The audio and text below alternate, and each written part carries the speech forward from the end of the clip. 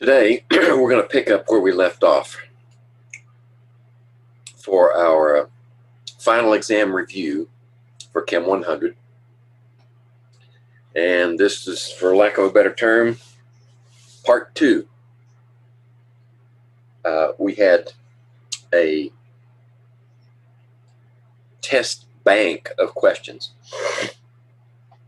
that are located in Blackboard. And I had a list of questions, the numbers of the questions. And I ran down that list for the easy set first, and then we're into the moderately difficult set. And we found a convenient break point when we started talking about oxidation reduction reactions. So that's where we're going to pick up now. All I have to do is share the let's see. Share the screen if I can find it. I think that one's it. Right. There's the, okay. We're ready to roll. The last one we looked at was number 147. This is 172. We're going to do 172 through 175 because they're all based upon the same reaction. This particular reaction, 2 sodium plus 1 sulfur yields, that's that R with a circle, should be an arrow, yields sodium sulfide. Okay, 172. And we're basing it on this one. And notice that sodium is a liquid. So is the sulfur. So you know this reaction is going to be hot. You have to melt the reactants.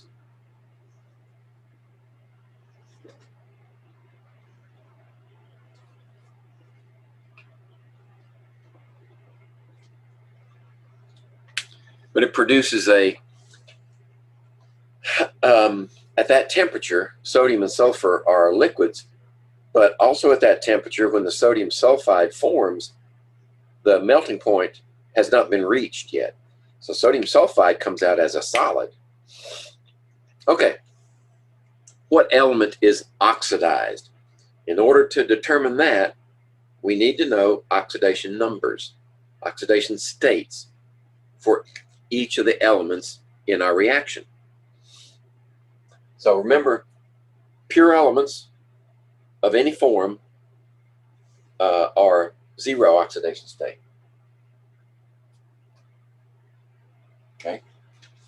Now on this side, we take sodium is an alkali metal, and all alkali metals are given a +1. And then sulfur is in the chalcogens. It's a member of the oxygen group. So sulfur is going to be -2. Okay. So remember your mnemonic, oil rig. Oxidation is loss. So which one actually loses electrons? To go from 0 to +1, sodium had to lose 1 electron for each sodium.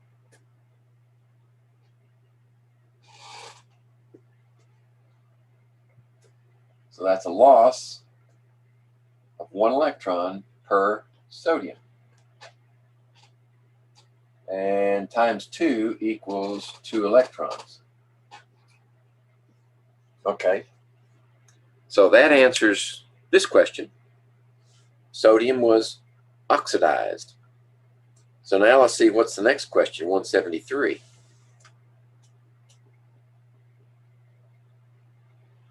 (173) wants to know what element is reduced. Well, obviously, if sodium is oxidized, the only other candidate you have is sulfur. Sulfur must be reduced.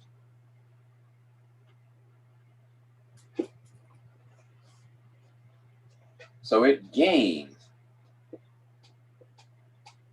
2 electrons, actually. 2 electrons per sulfur. Times 1 equals 2 electrons. There we go. Right? Oxidation is loss. Reduction is gain. So 73 is sulfur. Is the reduced element. And remember, they always come in pairs. Oxidation reduction may never occur alone or independent of one another. So let's see, 174. How about this one? So if you have a galvanic cell, this question is, what element serves as the anode? Right? So by definition, I always start with the cathode, and then the anode's the other one. Cathode is the site of reduction. Anode is the site of oxidation. So the oxidation occurs on sodium. So that means sodium is the anode. All right, and the next one's probably which one's cathode. Yeah. So the cathode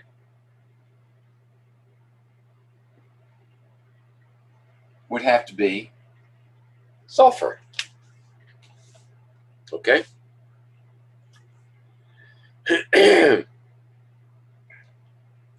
That's going to be a pretty hot battery to have liquid sodium and liquid sulfur.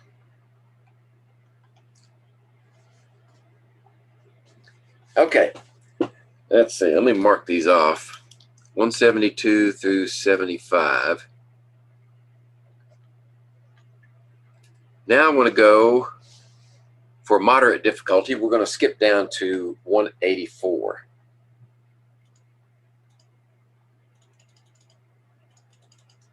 There it is. See, can I get the whole thing in there? Yep. Okay. So let's make room.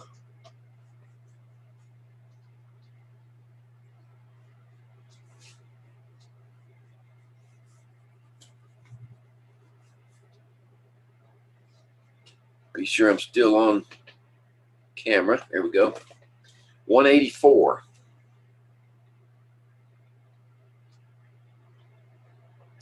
Okay. Now we're talking about acids and bases. As water is heated, its hydrogen ion concentration increases. Okay? So if you increase the temperature of water, you increase the hydrogen ion concentration. Correct? So what does that mean? Well, it's instructive to look at the reaction that takes place. This is pure water, right? Pure water. So what's going to happen with pure water? It's going to be in equilibrium with hydrogen ions and hydroxyl ions. Okay? That's always the case. Never changes. What's changing is the equilibrium. At a given temperature, the equilibrium is constant. In other words, it has a kW equal to 1 times 10 to the minus 14 at 25 degrees Celsius. But we're heating it higher than that, right? So the conditions that are given in this problem are that as you heat the water, that one increases. Okay? So where did it come from? Well, it had to come from here. It had to come from water molecule. Okay, what does that mean? That means that hydroxyl also came from that same water molecule. and their ratio is 1 to 1. So if hydrogen ions are increasing with the increasing temperature, what's happening to the hydroxyls? They're doing exactly the same thing. You're getting equal amounts of hydrogen and hydroxyls. So even if you heat the water to boiling, it's still going to be neutral because the hydroxyl and the hydrogen ion concentration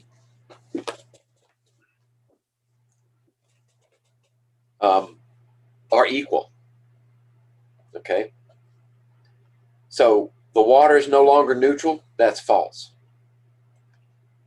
Hydrogen ion greater than hydroxyl, or hydrogen ions, hydroxyls greater than hydrogen, both are false. So that means A and B can't be correct, both of them. So the answer is actually none of these. If there had been an answer that says the hydrogen ion concentration is equal to the hydroxyl ion concentration, that would be the correct answer. But none of these answers that are given down to A through D, they're all false. Now, at a higher temperature, this value right here is going to change. It will be different. So let's say at neutrality,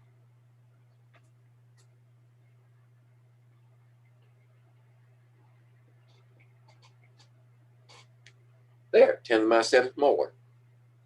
What if we, now I don't know this to be a fact, but let's just suppose that we heated the water enough to where the hydrogen ion concentration increased from 10 to the minus 7th to 10 to the minus 6th. Okay? In that case, you would have 10 to the minus 6 times 10 to the minus 6th, right? Because they have to be equal. That would be 10 to the minus 12. At, let's just say, high temperature, right? So the kW value will change with temperature. But the ratio of hydrogen to hydroxyl, as long as the water is pure, the ratio will always be 1 to 1. All right, that was 184. Break my pencil lead there. 185. Scroll down to 185. There we go.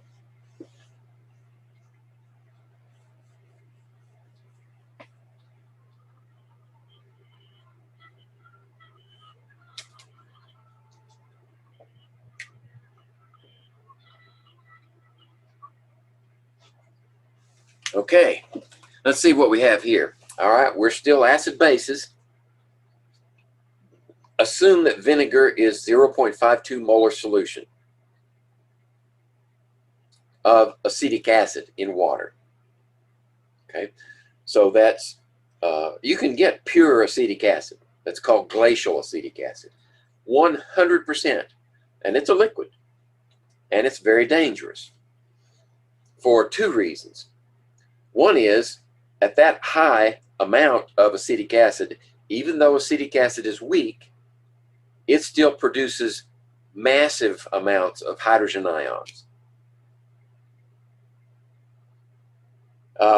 which will do damage if spilled on your skin or if you inhale the fumes, so forth and so on. That's only one reason that it's hazardous. The other reason is it's an organic compound. Look at that. Carbon, hydrogen, right? I mentioned it before. Organic compounds are composed of carbon and hydrogen minimum, and then other elements added. So, and the nature of an organic compound like this is that it will react with oxidizing agents. It might even burn in oxygen atmosphere. But if you spill some of this along with some oxidizing acid, say you were breaking protocol and you were storing glacial acetic acid with concentrated nitric acid in the same cabinet, and for some reason both bottles burst, you will get an extremely violent exothermic reaction between the nitric acid and the acetic acid. Okay, back to the problem. So in this case, we're saying vinegar is 0.852 molar, right? We know that vinegar is 5%. I think that's weight volume. But that translates into 0.852 molar of acetic acid.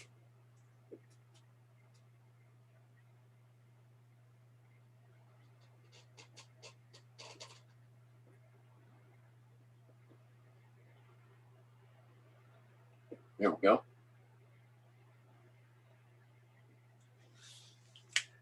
What else are we given?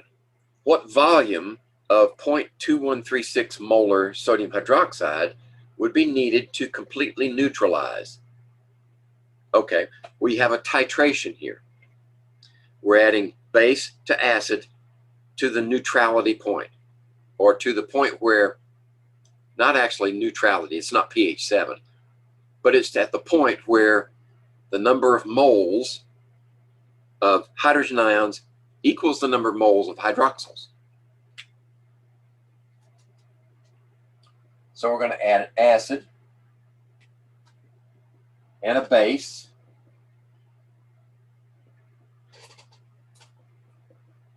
to yield water. Okay, that's the reaction.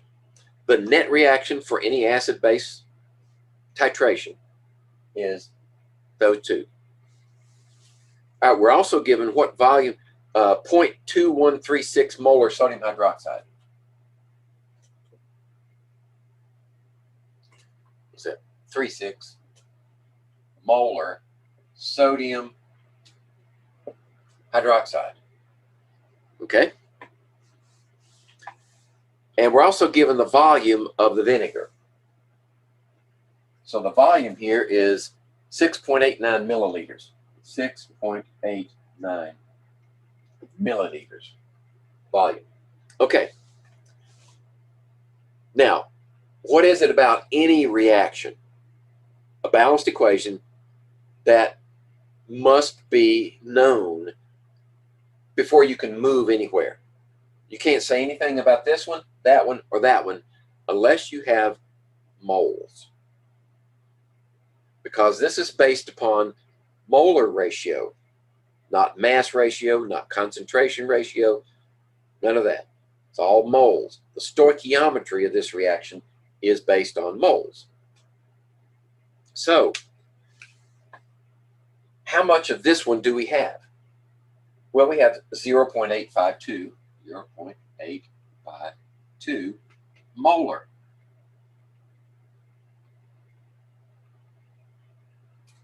Right? How do I know that?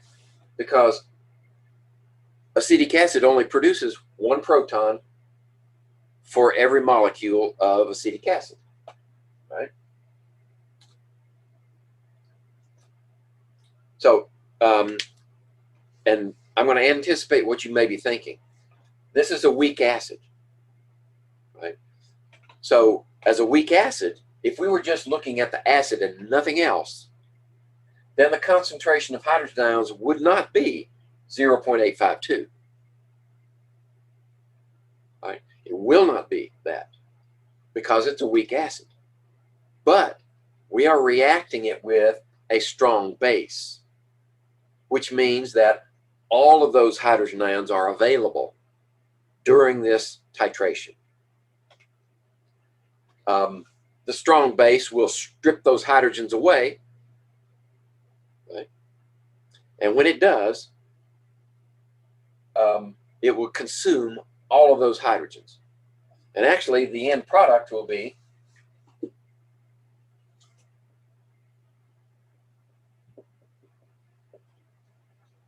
sodium acetate, right? But that's not in the reaction, because these are basically spectators. Sodium and acetate ions are spectators. the reaction, the core of the reaction, the net reaction, is hydrogen ions, hydroxyls, yield water. So we also have the concentration of hydroxyl, 2, 1, 3, 6. How do we know that? Because sodium hydroxide produces 1 hydroxyl for each molecule. So if you know the concentration of sodium hydroxide, you know the concentration of hydroxyls. And in this case, even if it's sodium hydroxide solution, all of the sodium is ion and all of the hydroxyl is ion. Okay, and this is a very, very strong base. How do we know that? Because of this reaction.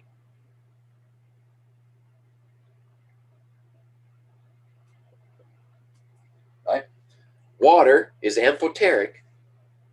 So if we look at it as an acid, it's a very weak acid.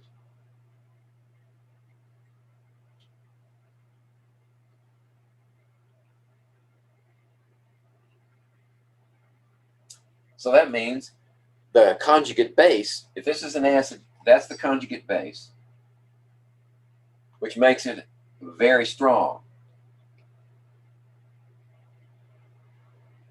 So it's going to go hunting for protons, and it's going to get them.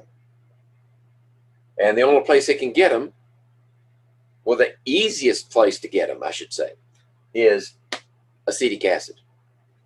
It's easier to get protons from acetic acid than it is from some other water molecule.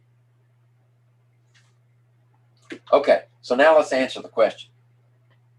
If we know that we need equal moles of each one, then how do we determine the number of moles of a solution? Go back to the definition.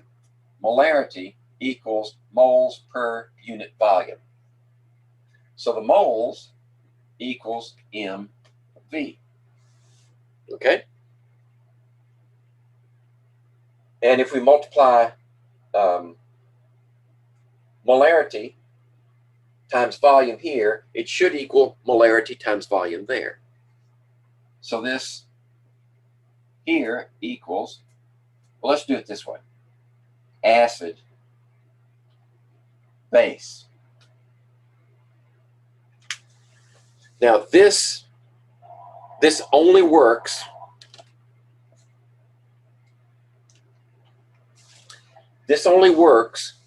when you look at it as this equation. If we had sulfuric acid up here, what would the molarity of the hydrogen ions be? It would be twice that, because there would be 2 hydrogens for each molecule, right? So then we're talking about equivalence. But this is why equivalent terminology successfully describes the reaction. But since we have 1-to-1, then we can use molarity of each, right? So the molarity here is 0.852, and the volume we don't know.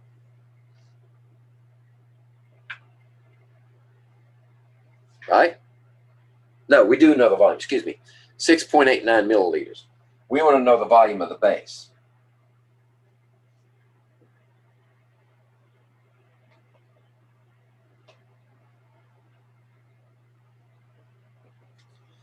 Molarity of the base is 0.2136. And now we have volume of base. There we go. Notice that I did not change the volume to liters. I don't have to, because this equation ratios the volumes. So that volume, milliliters, would cancel that volume, milliliters. Right? In this case, it works fine. And in fact, it's preferable, because if you do it this way, then your answer is going to be in milliliters. So all we need to do is solve that equation. So that means this is going to be equal to these 2 times each other divided by that one. 0.852 6.89 and 0.2136 divided. So I get 27.5. Yep, three significant figures. 27.5 milliliters. There you go. There's the answer, D. Okay?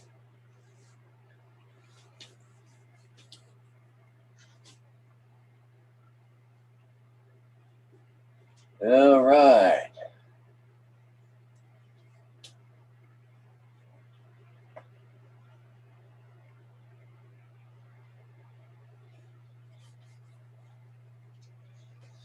Let's see. Be sure we're still on camera. Let's see. Mark that one off. 185. Okay. So that was all the moderate difficulty problems I had checked off. This set has 200 problems. So obviously I'm not doing every one of them. I'm just trying to do the ones that are unique, that are instructive, and I do them in order of easy to moderate to difficult. Now we're going to go to difficult, and to do that I've got to scroll back up to number 5. So we'll go way back up to the top. We'll eventually get there. I've got this thing blown up so much that it takes a while to get where we're going. Oops. There's 25. There's 5. Okay.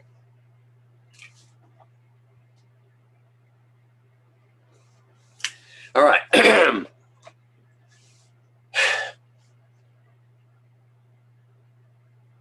This looks to be a stoichiometry problem. Now, we've looked at stoichiometry problems in earlier ones, but this one adds complexity. So it's important that you approach it methodically, step by step. So I'm going to show you those steps. First step, read the problem, obviously, and find out what the question is. So we'll do that. 15 milliliters of 0.3 molar sodium phosphate reacts with 20 milliliters of 0.2 molar lead to nitrate. What mass of precipitate will form? So they're giving you a clue, right? One of the products is going to be a solid. These two are in solution. So one of the products is, at least one of the products is going to be a solid and precipitate out of the solution. Next thing you do, you put the reactants in their proper place and you write their formulas correctly. Sodium phosphate. You know you got sodium. You know you got phosphate. Now how are they going to balance? Well, this one's a +1 charge and this one's a -3 charge. So that means you need 3 of the +1s to balance. All right?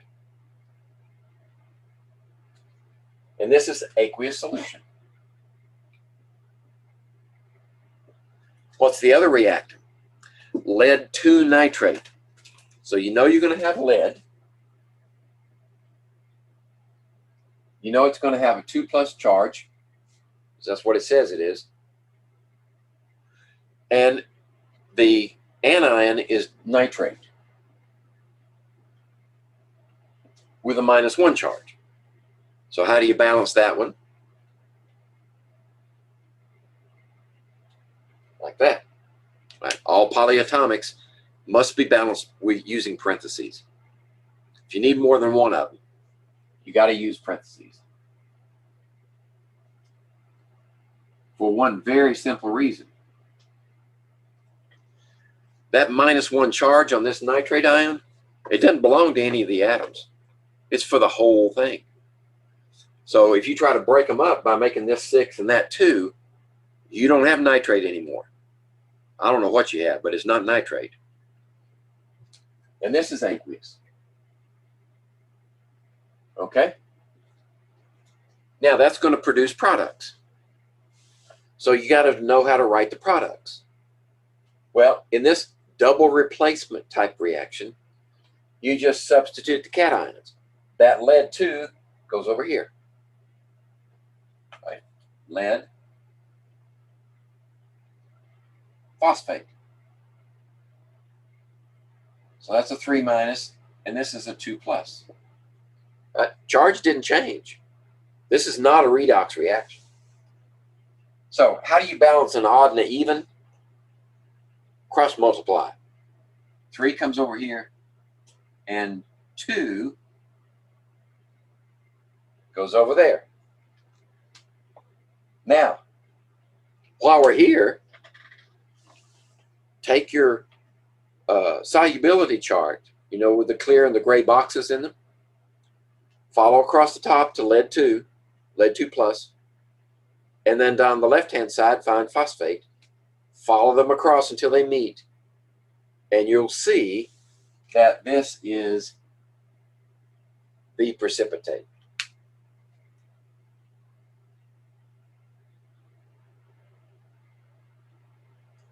Okay, now what do you have left? Well, you have sodium and nitrate. 1 plus, 1 minus. So there you have the compounds written correctly for your reaction. Right? All right, we're done with that step. Now we need to balance the equation. Most of these double replacement reaction equations are very easy to balance. Well, not all, of course, there are exceptions, but most of them, at least the ones that we're going to deal with in this class, are easy to balance. Right? So this says you need 3 sodiums. Okay? Now you need 3 nitrates. But here you have 2 nitrates. So how do you do that? 3 versus 2, cross multiply. So we're going to say 3 here, which means 6. So now we have 6. So we have 6 nitrates, good. We have 3 leads. We have 6 sodiums, so we need a 2 out here. Right? 2 sodiums. Oh, excuse me. 6 sodiums, 3 times 2. Excuse me. And then 2 phosphates right here. So we're balanced. We just need 2, 3, 1, and 6. Now let's check ourselves. Let's see. 6 sodiums, yep. 2 phosphates, yep. 3 lead, yep. And 6 nitrates, yep. We're balanced. Now you can do stoichiometry. Until you have the balanced equation, you can't do anything. So let's put in the values that we have. This is going to be difficult. I may have to rewrite this one to stretch it out. Yeah, I might as well go ahead and do that. So let's move this one over here to sodium phosphate.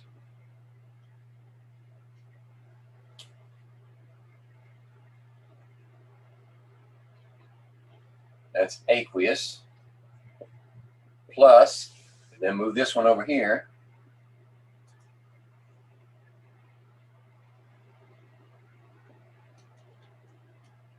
Lead 2 nitrate. Okay. Aqueous. Yield. Lead 2 phosphate. Solid. Plus 6 sodium nitrate. There we go. That will work much better. Now we can put what we know up there. 15 milliliters of 0.3 molar sodium phosphate. 15 milliliters.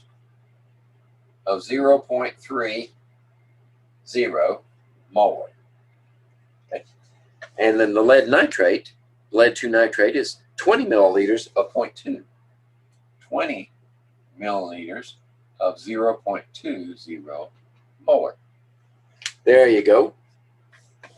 Now, what's the mass of this precipitate? Remember, you can't go anywhere without moles. So how do we get moles out of this? Well, you have to multiply the volume and the molarity. Remember, moles equals volume, molarity times volume. In this case, since we're converting, we're going to have to convert to mass. And the only way you can do that is molar mass. Molar mass is always in grams per mole. So we can't use millimoles here. We need to use the number of liters here, which would be equal to 0.020 liters. And this one is 0.015 liters.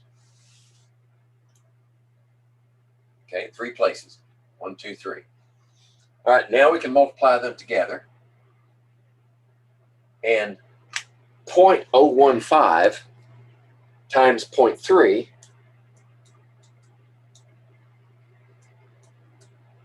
is 4.5 times 10 to the minus 3.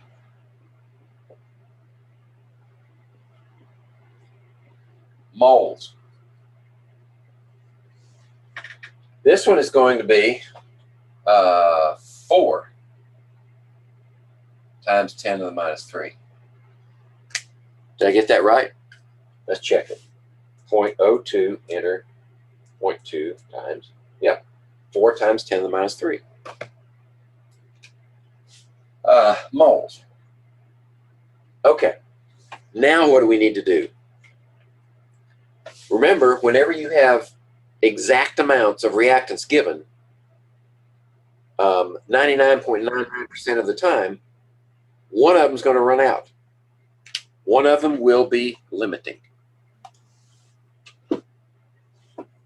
Okay, let's see. Let me mark you down as present. Okay. All right. So we've finished the moderate difficulty, and this is the first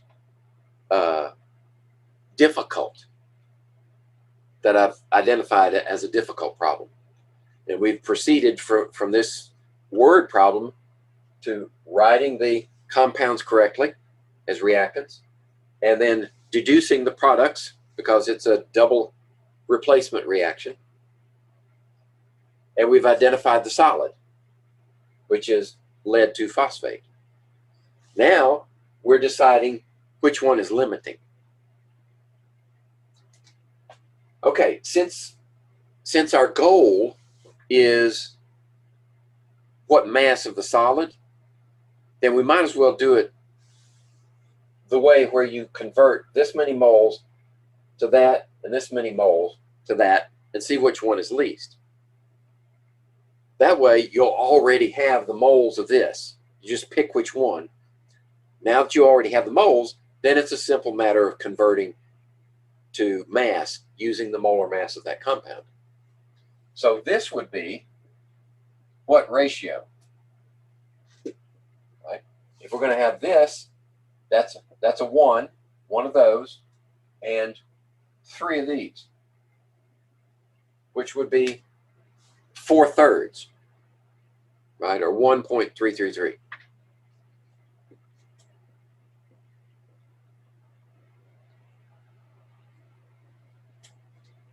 That's how many moles of that product. How about this one? Right? We got 1 there, and we have 2 here. Right? So half of that is what? 2.25 or 2.25. 2.5 of that times 10 to the minus 3 moles. Okay, which one's limiting? this one. That one's going to run out first. That determines the number of moles there. So now the last step is convert moles to mass.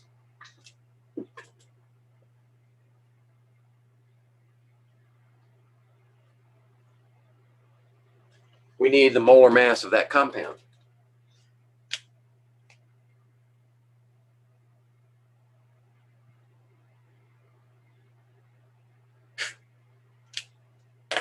So I'm going to need my periodic table.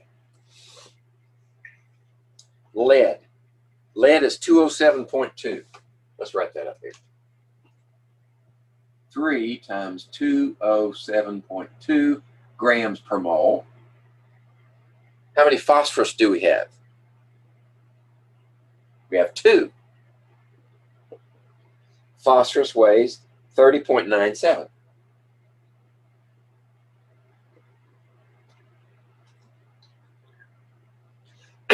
Excuse me. How many oxygens do we have? 8. 2 times 4.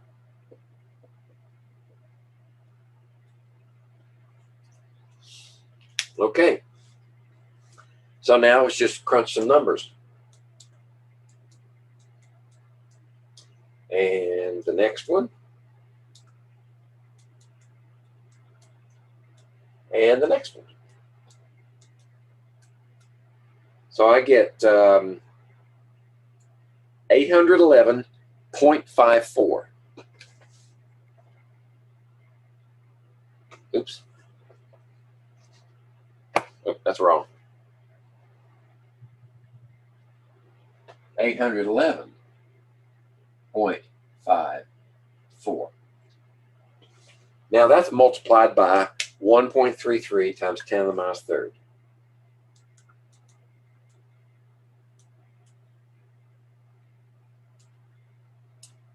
1.08 grams.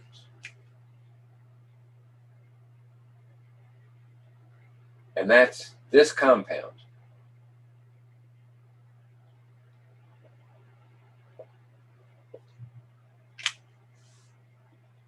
Yeah, they rounded it off. Let me see. Yeah, that's legitimate because this only has 2 significant figures in it. So 1.1 is the best answer. Okay.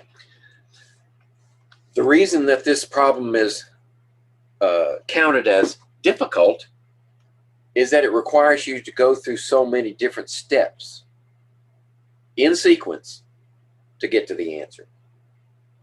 If you stumble at any one of them, you'll end up in the wrong place. So that's why I took so much time doing this one. I wanted each step to be understood.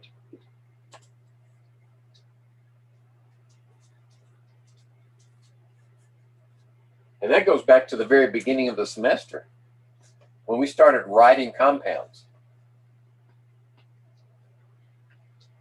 Well, even before then, I cautioned the class, learn these symbols, memorize the symbols, then learn how to write, name and write compounds. If you can't do that, then the rest of the semester is going to be a wash. And this is one of the reasons. If you can't write the compounds, you can't balance equations. All right, that was number 5. Let's see. Oh, I shouldn't have erased that. My goodness. Okay. I just made some extra work for myself. Sodium phosphate, lead 2 nitrate.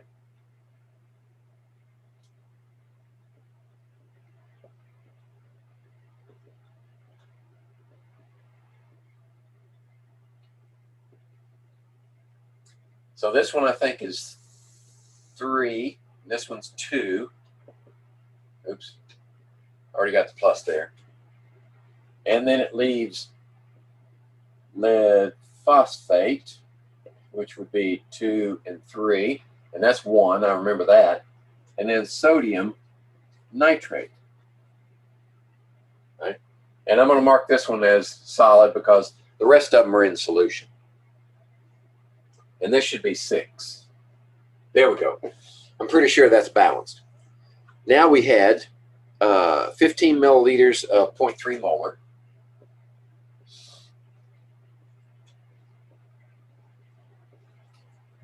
And 20 milliliters of 0.2 molar. There we go. Now I'm back up to where I was, except I don't have my calculations. What's the concentration of phosphate ions left in solution after the reaction is complete? Okay, how do we tell that? Well, some of those phosphates, right, end up over here, correct? So, how many moles of this were there actually? I think it was this one. 1.33 times 10 to the minus third moles of that.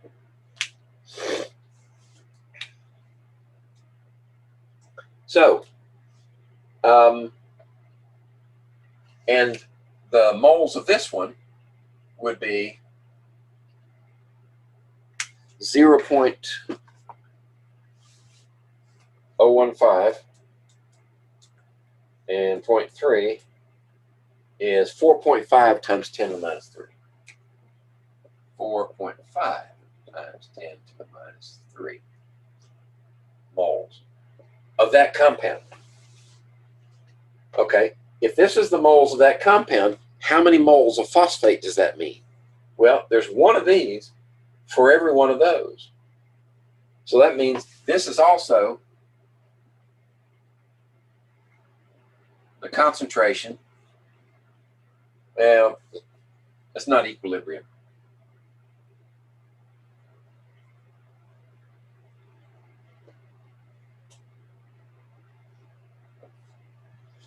It's that many moles of phosphate. How many moles of phosphate do you have over here? Look, you got 2 per molecule. If this is the moles of the molecule, then we have times 2, or 2.66 times 10 to the minus 3 moles of phosphate. Okay? So, where did that phosphate come from? It came from right over here. So how much do we have left? Well, we have this minus that.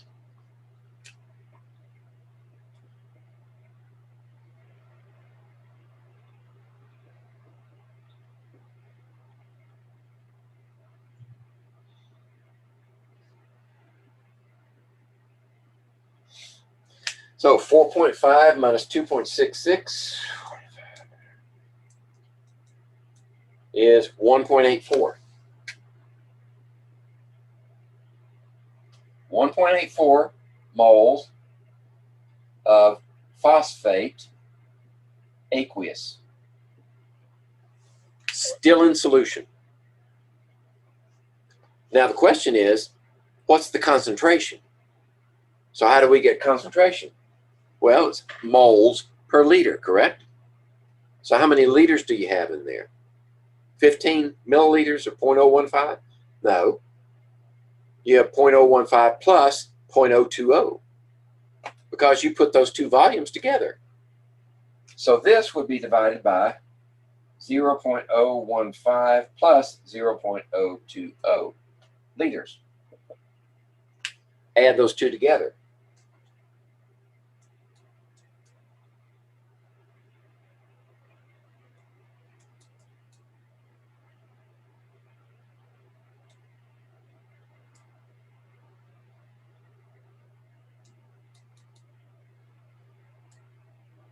So I get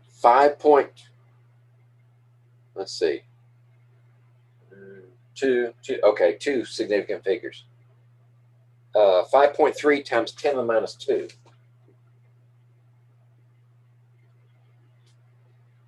Molar. All our answers in standard notation, so we just take that minus 2 and we'll move it like that. 0.053 molar. Did I round the wrong way? No, it should be 0.053, based on my calculations. I think my calculations are different because I held on to all my decimal points. And this was probably calculated by intermittent rounding, which means this one's in error by 1,000th of a molarity. But it's still the best answer. Okay? So before I erase that, let me look and see if I need to keep that up there. Number 7. Yep, we're going to use the same reaction, same conditions. Now the question is, what's the concentration of nitrate ions in solution? All right, where are the nitrates? Well, let's see. They came from here, and they ended up over here. This is obviously aqueous. This is also aqueous. All sodium salts are soluble, all nitrate salts are soluble. So you got both of them working for you. Sodium nitrate is completely soluble. So that means what you have over here is actually that. So where did that come from? Came from over here. So how many moles of that, excuse me,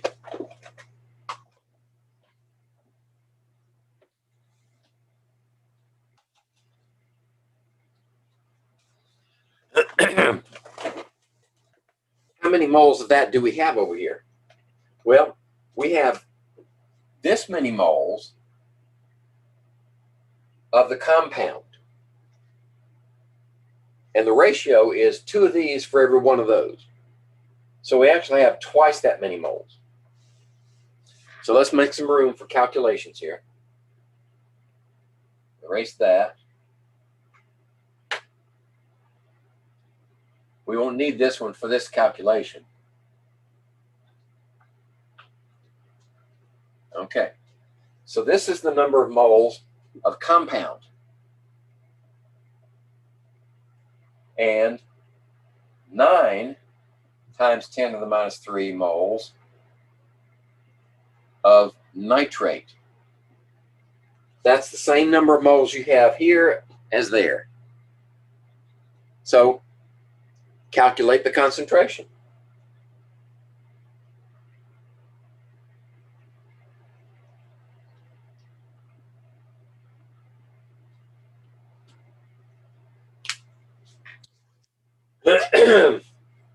So we'll say 9 to the minus 3, and then divide by 0.015 plus 0.020.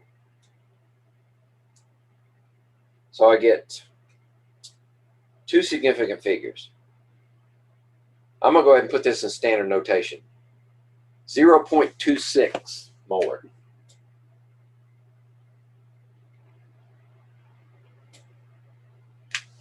Okay. What did I do wrong? Oh, I'm sorry. We changed conditions.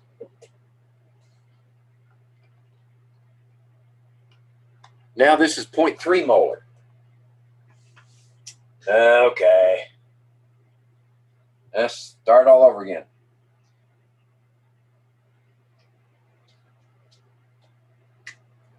Zero 0.3 molar. So if we multiply 0.020 times 0.3,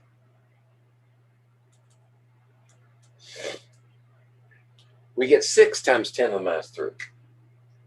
6 times 10 to the minus 3 moles of compound. That means 12 times 10 to the minus 3 moles of nitrate. Then we divide that one by 0.035 liters. I just added these two together as liters. 0.015 and 0.020 is 0.035. So I need 2 times that, and then divide by 0.035. 0.34.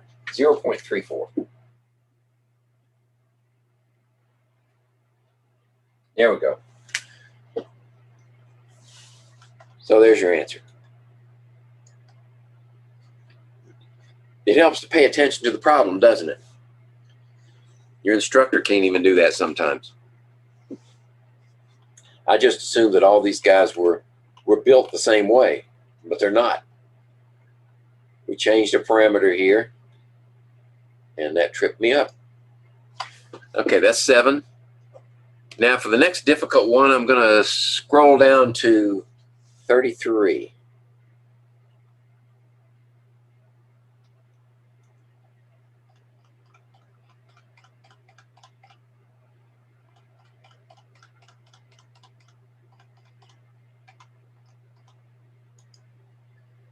Let's see. I go a little more. All right, we still got some answers down there that are missing, I think. Oh, no, there it is, 33. 33. So this is a problem of finding the molecular formula for this compound. The only reason it's difficult is just because it's a little more complex, that's all. Use the exact same method as we used in earlier problems.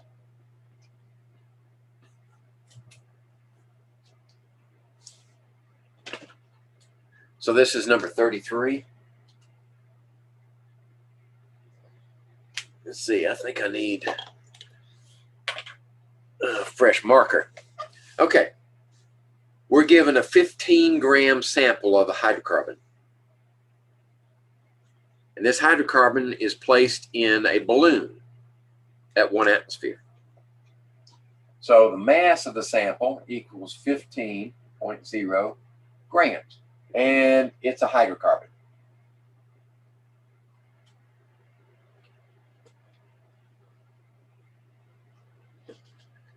Which means what?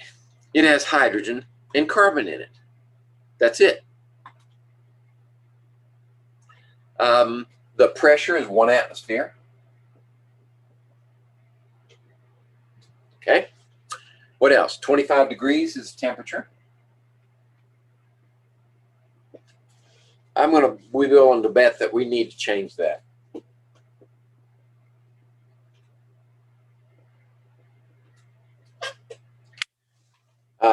The volume of the balloon is 12.2 liters. 12.2 liters. Okay. Why is it giving us all this information? Well, look at the answer, the question. What's the molecular formula of the hydrocarbon? We're also given the percent composition. So what does that mean? That means we can calculate the empirical formula. But in order to go from empirical to molecular, you have to know the molar mass of the compound. So all of this information up here is to help us determine the molar mass. So what's the molar mass? Equals mass per moles. We're given the mass, 15 grams. We need to find out how many moles that is. Right? So can we do it with this information? Well, yeah.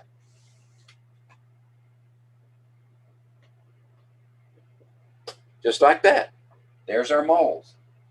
Solve for moles.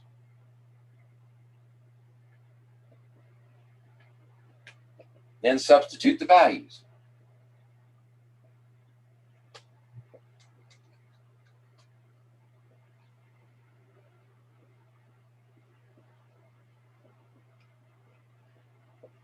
using, of course, the correct units of measure, K, liters, atmospheres. So the number of moles is a number crunching exercise. So we have 0.08206 298 times, and then divide by 12.2. So the number of moles is 2.0044.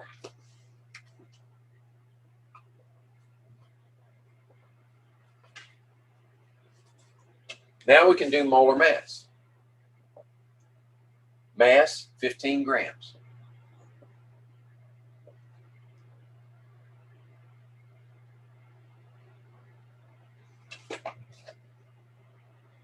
That says I'm right. I'm going to check it again. 0.08206 298. Okay. And then divide by 1 and divide by 12.2.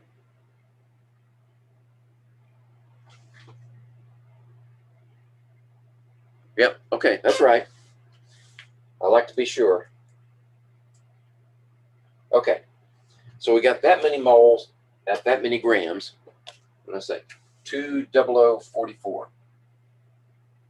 20044 moles. All right, so we need to divide that out. 7.48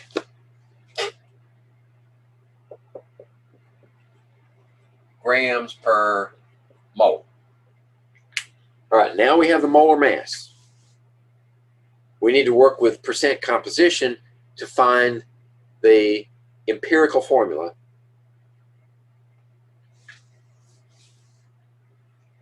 So I have to erase all of this.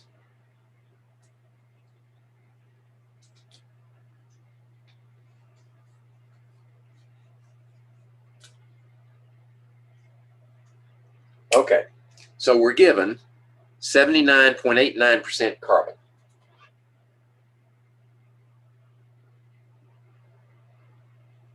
And hydrogen, we're given 20.11%.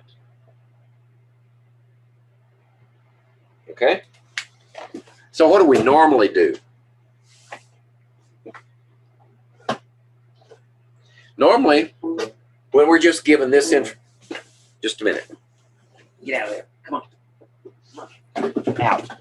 Get.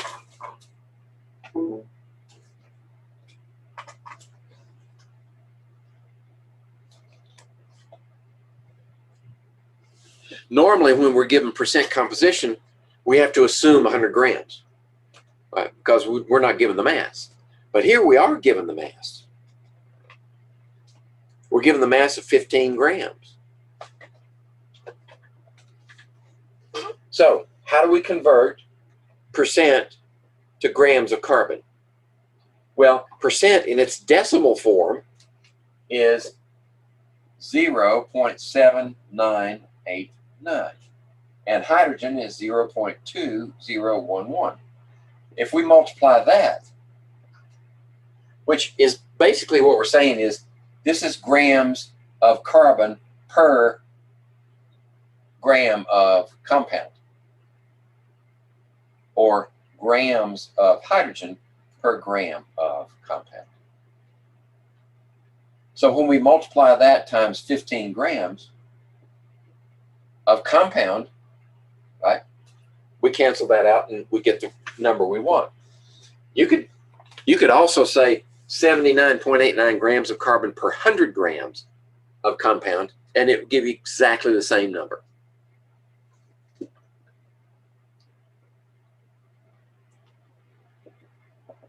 Right? So we need to calculate that.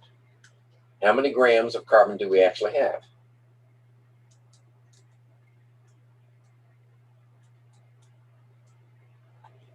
I get 11.984.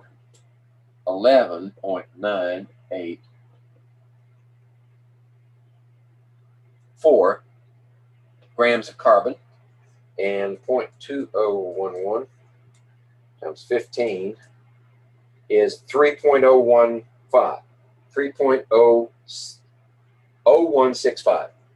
3.0165 grams of hydrogen. All right. Now what do? We can't create an empirical formula with grams, mass. It doesn't work that way. You got to have moles. The mole ratio is the formula. So we need to convert this one to moles.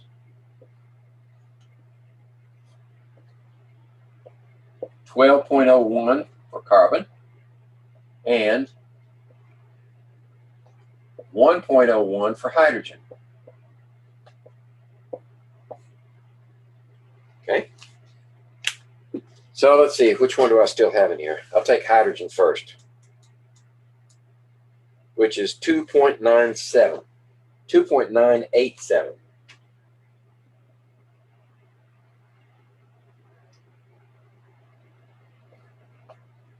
Now, in this case, that is exactly how much you have in 15 grams. And then, well, I know where this is headed, but I'm going to do it anyway. 12.01, 9.978. No, 0.9. 0.9978 moles of carbon. Okay, what's the ratio? That's about 1, and this is about 3. So it's 1 to 3. That's the empirical formula. We need to find what's the multiplier.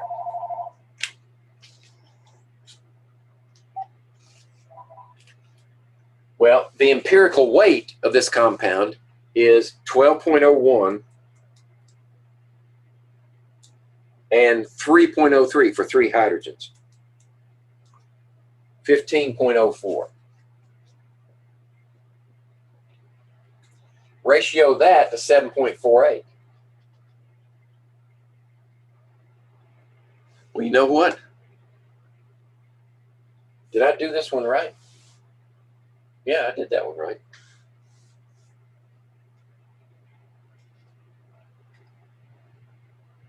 It's almost as if they're backwards. If the answer is 2 carbons and 6 hydrogens, I must have made an error in calculation somewhere. Because this ought to be 30.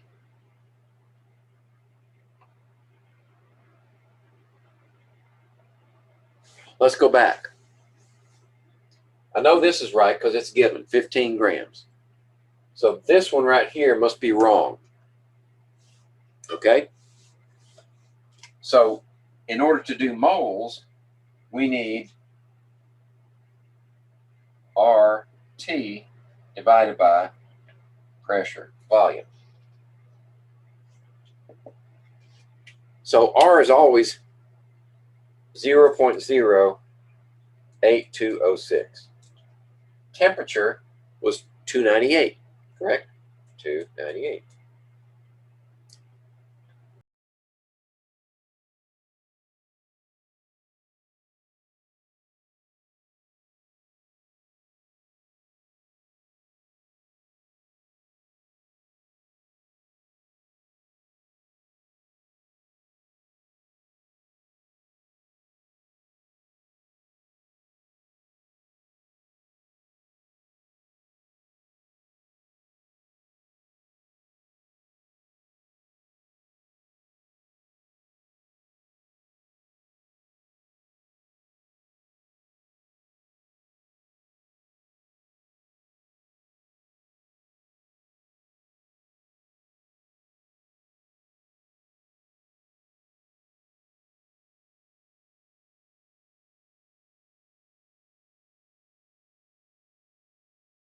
That was 33. 74 is my next one. Let's see if the author's got this one right.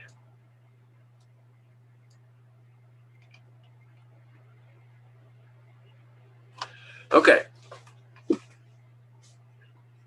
74.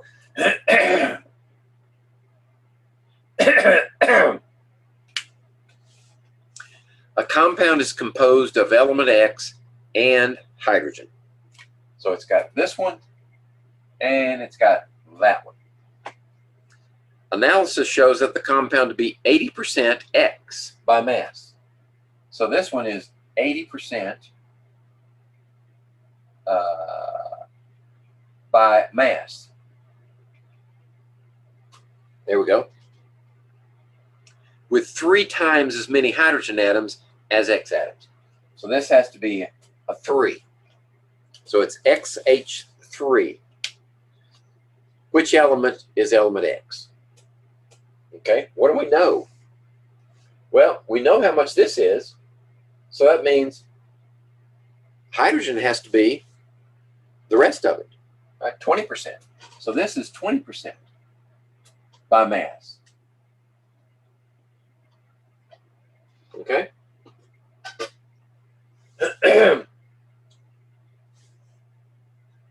If that's 20% by mass, then what if we have 100 grams? If we have 100 grams of sample, how much of it is hydrogen? 0.2 times 100 grams is 20 grams of hydrogen, and 20 grams of hydrogen will convert to moles. It's going to be about 20, it'll be at 19 point something moles. 20 divided by 1.01 is 19.8. So that's 19.8 moles of hydrogen. Well, if they're 3 to 1, 3 times as many as X, then carbon is going to be 19.8 divided by 3. Correct?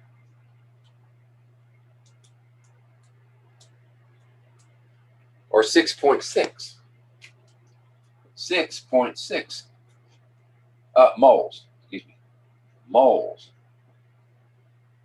There we go. So in 100 grams, we have 6.6 moles. And how much of that, right? Molar mass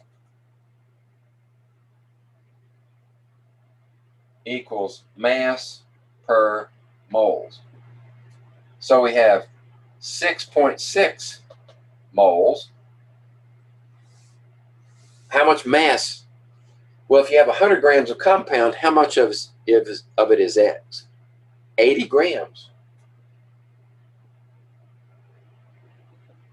Right? So 80 divided by 6.6 is 12.1 grams per mole.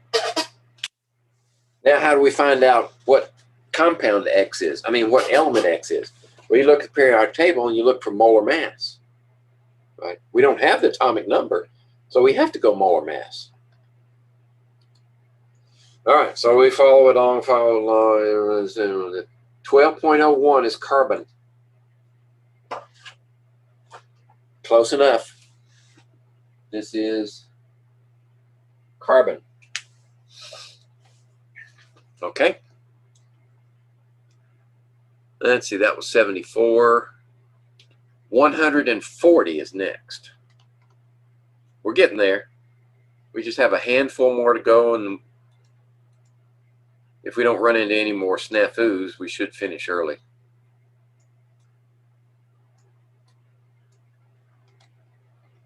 There we go. Let's scroll just a little bit more. Yeah, that's everything on screen, it looks like. I know, too far.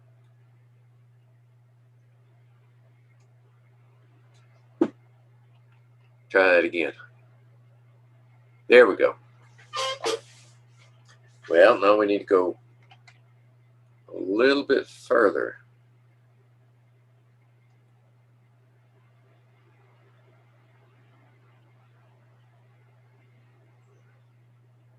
Notice this sensitive mouse.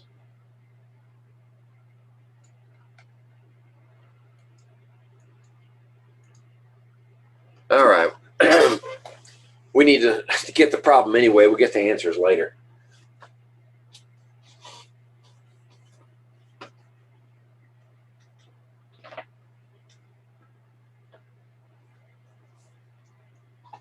Okay. This was 140.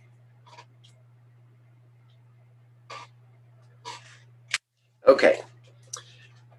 Ammonia reacts with oxygen to form nitrogen dioxide and water according to the following equation, which is balanced for you. That was nice. If you react ammonia and oxygen, at the end of the experiment, you find that you produced 23 grams of water and you have 8.52 grams of ammonia left over. What's the mass of the oxygen that was reacted? Okay, let's extract and put it up on the board. Let's do it this way. 140. That way we got more room down here. So we have 4 ammonias and we have 7 oxygens. Yield 4 nitrogen dioxide and 6 waters. And they're all gases. Okay, at the end of the reaction, we have 23 grams of water.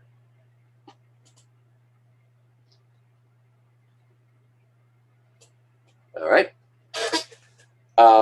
At the end of the reaction, we also have 8.52 grams of ammonia.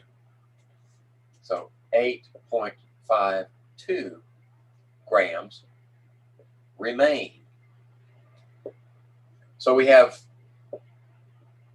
X grams to start with. And this is what's left over. Now we want to determine the mass of the oxygen. Okay? So how do we get there? Well, the only one that we know for sure, well, actually we know 2 for sure. We know this one and we know this one left over at the end of the reaction. So we can find out how many moles that is. We can also find out how many moles this is. I think we'll do this one first because that's definitive. That will tell us how many moles of this we had to start with. Right? If we know moles of this, we can find moles of that led to this one. Okay, so how do we do that one?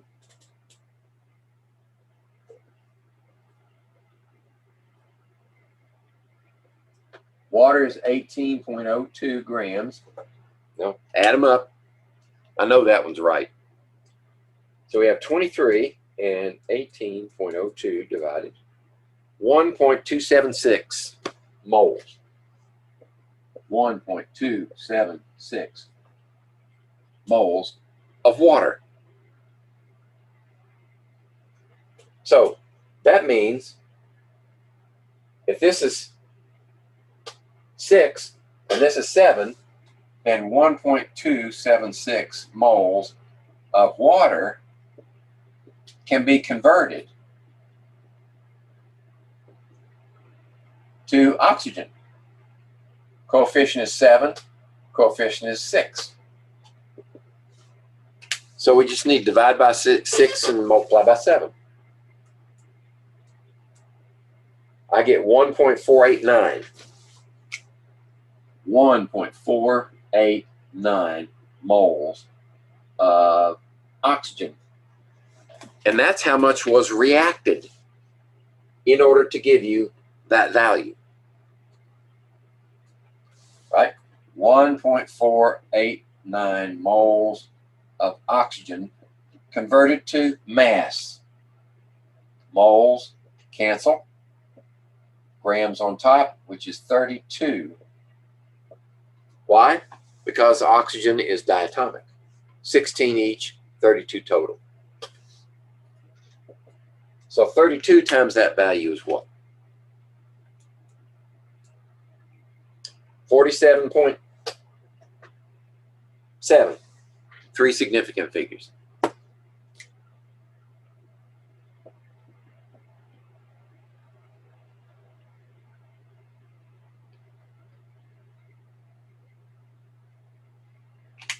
That much reacted. There it is. 47.7 grams. As it turns out, that value right there, that's just blue smoke. You didn't need it. We answered the problem with this information and the balanced equation. All right. That was 140. Okay. 176, 77, and 78, I've got them marked off as similar. Let's see. Let me scroll. Let me do a fast scroll here. Getting close. 176. It looks like 176, 77. I better check to be sure that didn't change between the two based on my history. Okay, okay, okay, and okay.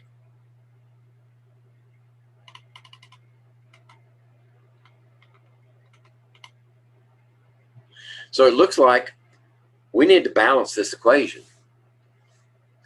And we're going to use the redox method.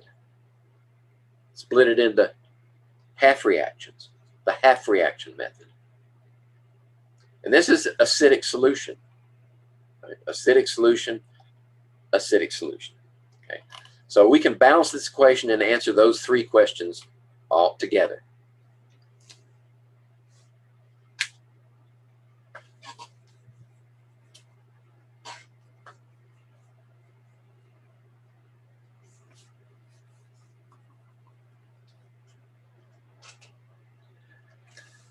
Let's see, 176. All right, so we have dichromate ion, Cr2O7. Cr2O7. And these are all aqueous. Iodide ion yields, that's what that R means right there. It means yield. There should be an arrow.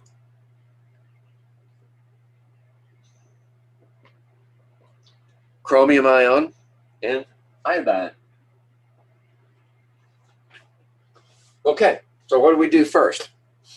We find out which one's the oxidation half reaction and which one's the reduction half reaction. So we'll do the easy oxidation numbers first. This one is a -1, this one's a +3, and this one's a 0. Okay. How about this one? Well, oxygen obviously is not going to be oxidized or reduced. It's chromium that's going to change. So this is -2, which is -2 times 7 is -14, correct? Oh, 2 minus, excuse me. Yeah, so it's still -14. But we need to hold 2 of them out. Oops, 12. So this needs to be +12 balanced or +6 oxidation number. All right, now we know the oxidation equation is going to be this one. From a -1 to a 0 means each iodine lost an electron. So we have iodide ion yields iodine, and then reduction is going to be the dichromate.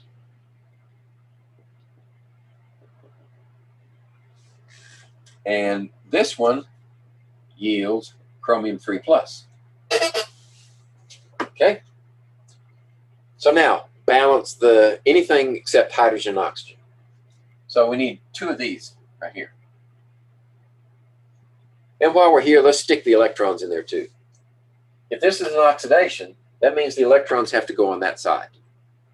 And there's 1 electron per iodine, or 2 electrons because we have 2 iodines. This one is +6 to +3. So what you have is 3 electrons being added, but there are 2 of them. So that means 6 electrons, right?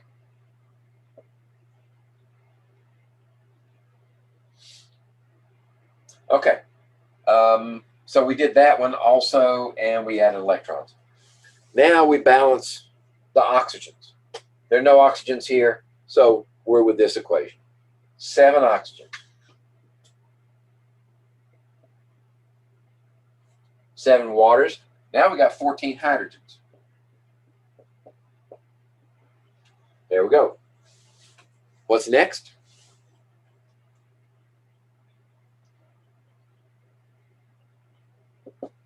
Next, we balance the electrons before we can add the thing back together. So we have 14 here, we need 14 there, which means what? 7 multiplier.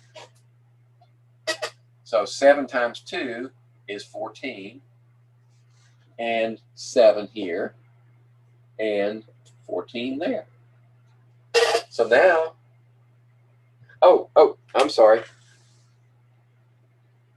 I got my head screwed on backwards today. I was looking at the wrong number. Not 7.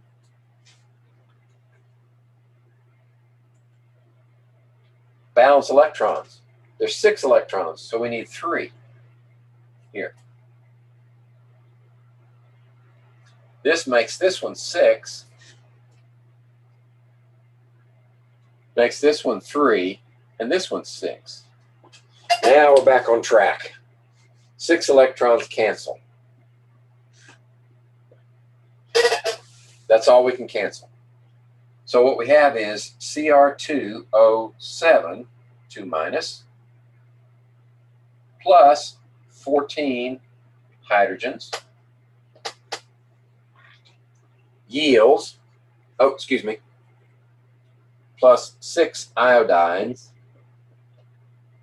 now 2 chromium 3 plus 7 water plus 3 iodines. There we go. Let's see, 6 here, 1 there, 14 there, that's good. 3 here, 2 there, 7 there. Okay, so there's our balanced equation. We can answer the question. What's the coefficient for the iodide ions? 6, right there. Okay?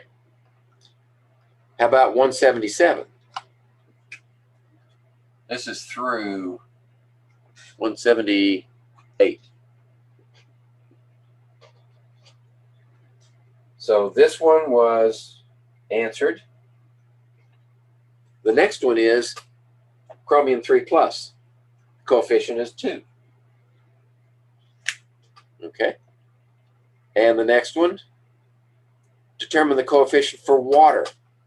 Now that could be tricky, right? If you just look at that equation as is, where's the water? There's no water in there. Well, there's no water because you haven't put it in there yet. That's how you balance the equation. So the coefficient for water is 7. There it is.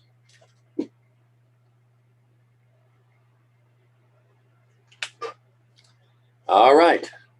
So that's 176, 77, and 78. One more to go. Scroll down to 188. There we go.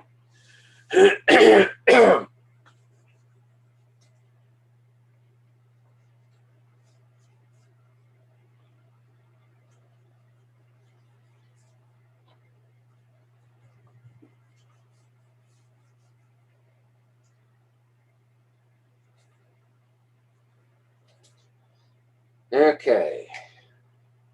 188. There we go. Let's see what we have here. At 20 degrees Celsius, the density of mercury is 13.6 grams per cubic centimeter.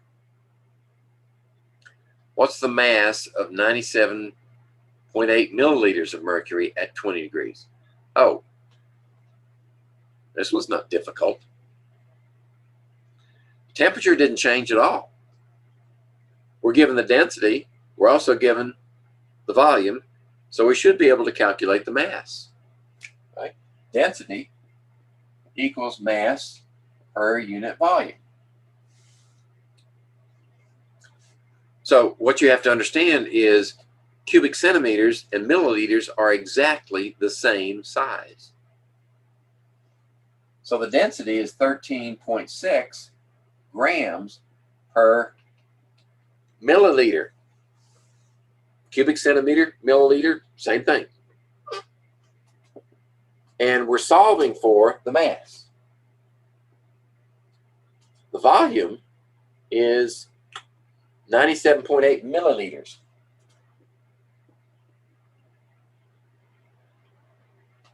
Right? So these milliliters are going to cancel. Denominator, denominator. That means when it comes over here, cancels. When it comes over here, we multiply it by 13.6. So 13.6 times 97.8. And I get 1,330.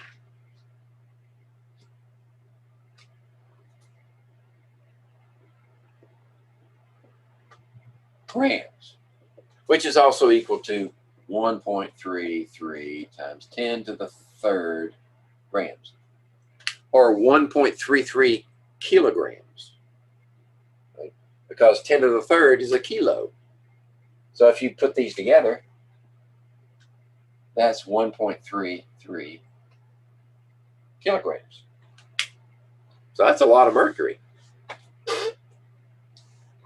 Something else occurred to me when Torricelli was making his barometer. He used mercury, right? And mercury would have been 760 millimeters tall at 1 atmosphere. This is not the problem, but I'm just interested.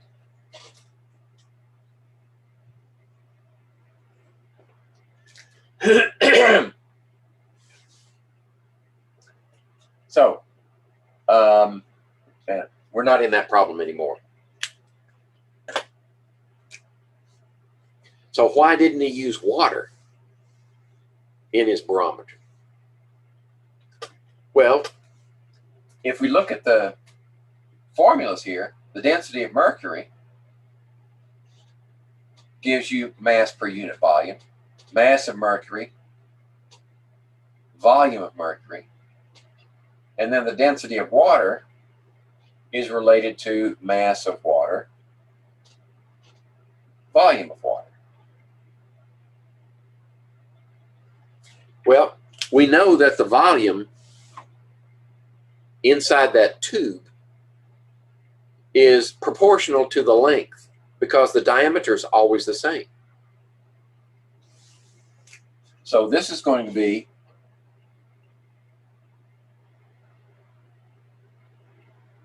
this is height times area. So height of mercury times area of mercury. And this is going to be height of water times area of water. Okay? So what's the ratio of the two? Well, if we ratio these two, let's do it this way.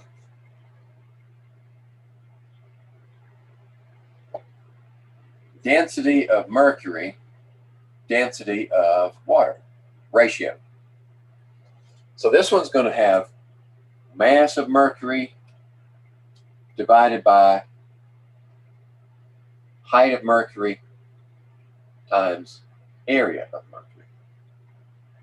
And that's divided by mass of water divided by height of water times area of water. Okay? So what did I just say about area? Area is the same. Area doesn't change at all. So this area term cancels. So now we have these two terms equals, and we flip that one on top. This is mass of mercury times height of water over mass of water times height of mercury. Okay? So what does that mean?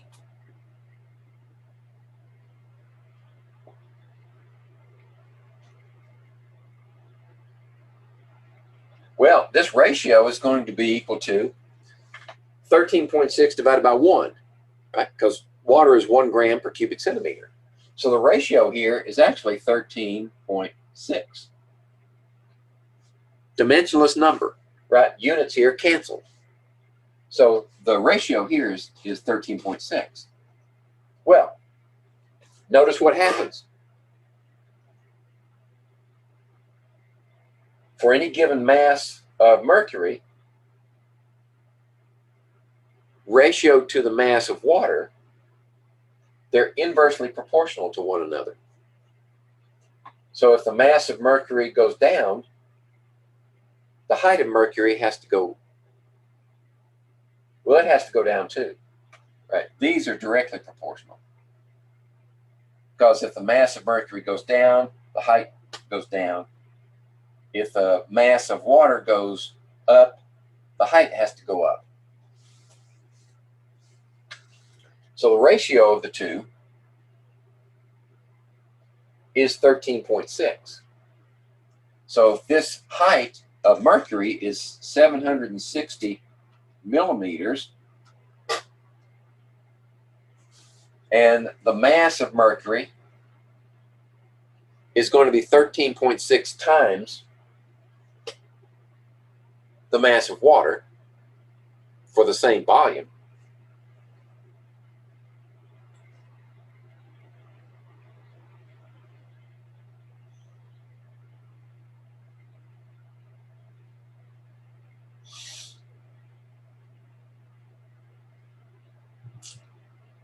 Let's see, I painted myself into a corner here.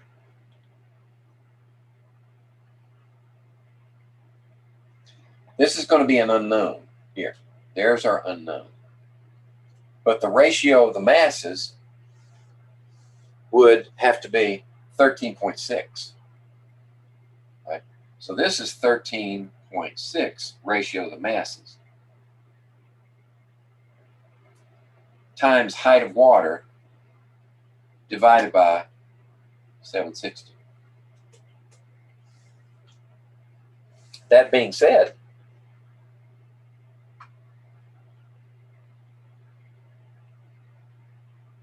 well, that's not going to work, because if we try to make it equal to 13.6, that won't work. Where I was going with this, I might have to cut this one out of the video. The ratio of the heights is the ratio of densities. So the height of the water should be 13.6 times 760 millimeters.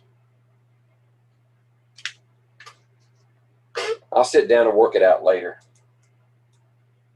just to satisfy myself. So that's 1.034 times 10 to the fourth. 1.034 times 10 to the fourth millimeters. All right, and 25.4 millimeters is an inch. So how many inches is that? 407 inches.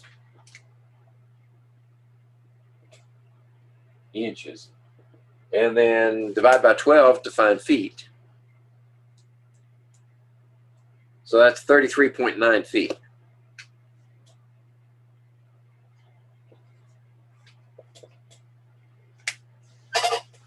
Okay, the point is, when we're talking about water, that's why scuba diver instructors teach their students. For every 33 feet that you drop in,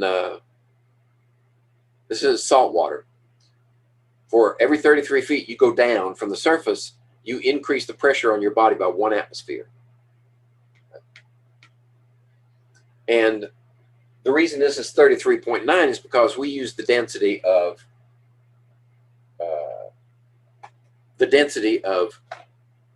distilled water. The density of salt water is higher. So the ratio is going to be less than that, less than 13.6, which will give you about 33 feet.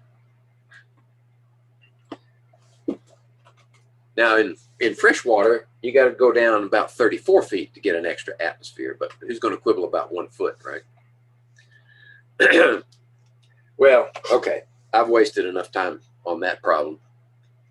I got to figure out, my math is faulty somehow.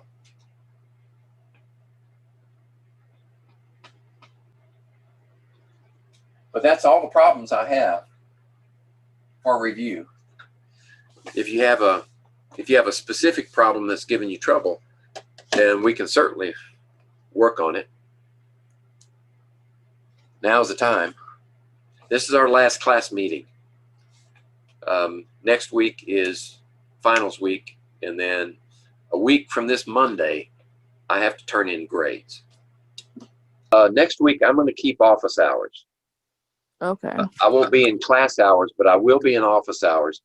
So if you need to get hold of me at those times, it's fine. Otherwise, if you need me some other time, then text or email me. Mm-hmm. We can set up a special. We can set up a special Zoom session if you need tutoring on any topic that you run across when you're studying.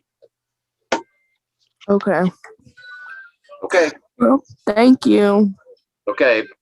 Have a good one. You too.